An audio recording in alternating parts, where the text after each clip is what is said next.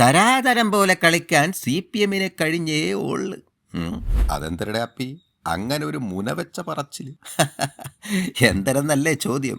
പറയാം. നില്ല്. നമ്മുടെ പാലാ റബ്ബർപുത്രനെ സുഖിപ്പിക്കാൻ വേണ്ടിയിട്ട് കവടിയാറ് രാജകൊട്ടാരത്തിനടുത്ത് 25 സെന്റ് ഭൂമി KM മാണി സ്മാരകത്തിനായി നൽകിയത് എന്ന് ഒരു കരക്കമ്പി കേൾക്കുന്നുണ്ട്.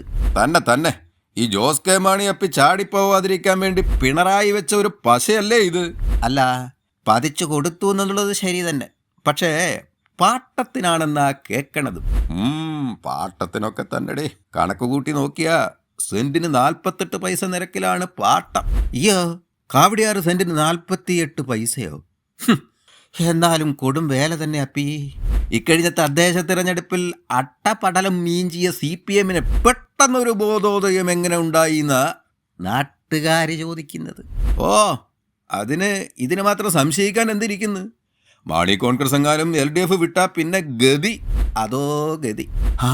എന്തൊക്കെയാണേലും ഉദ്ദിഷ്ട കാര്യത്തിന് ഉപകാരസ്മരണ ഉള്ള കൂട്ടരാകട്ട ഈ കാരണഭൂതക്കാര്. കയ്യാലപ്പുറത്തെ തേങ്ങ പോലെ ഇരുന്നതാ മാണി കോൺഗ്രസ്. ഒറ്റ അടിക്കല്ലേ ആ തേങ്ങ CPM-കാര് വാരി എടുത്തത്. ഇതിനൊക്കെ മുൻകൈ എടുത്ത ഇടുക്കി MLA ഉണ്ടല്ലോ, അയാൾ എന്തായാലും അടുത്ത പ്രാവശ്യം നിയമസഭ കാണില്ല എന്നതാണ് ഉറപ്പ്. അപ്പം ഈ മാണി കൊച്ചിനെ കൂടെ നിർത്തേണ്ടത് LDF-ന്റെ ആവശ്യം തന്നെയല്ലേ? അല്ല, അത് ആവശ്യമല്ല, അത്യാവശ്യമാണ്. അടുത്ത പ്രാവശ്യവും അധികാരം പിടിക്കാൻ ഇനിയിപ്പോ AKG സെന്റർ എങ്ങാനും എഴുതി കൊടുക്കുവോ എന്തോ. അല്ലടേ, അങ്ങനെ വന്നാലും അതിശയിക്കണ്ട. അധികാരത്തിലേക്കുമ്പോൾ അല്ലേ കേരളം ഇങ്ങനെ തുണ്ടം വെട്ടി പാർട്ടിക്കാക്കാൻ പറ്റൂ. പിന്നെയും കൊള്ളി വെച്ച വർത്തമാനം.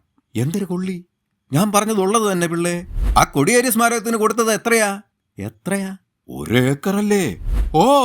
നിലവിലെ സ്ഥിതി വെച്ച് ഭൂസ്വത്തിന്റെ കണക്കെടുത്ത കേരളത്തിൽ ഇപ്പോ LDF ജന്മി.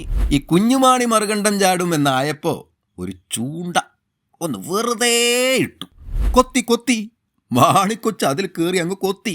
ഈ അസൂയക്കാരങ്ങനെ പലതും പറയും. ഞങ്ങൾ കൊടുക്കും വാങ്ങും. തറവാട്ടു സ്വത്തൊന്നും അല്ലല്ലോ കൊടുക്കുന്നത്, കേരളത്തിന്റെ പൊതു സ്വത്തല്ലേ.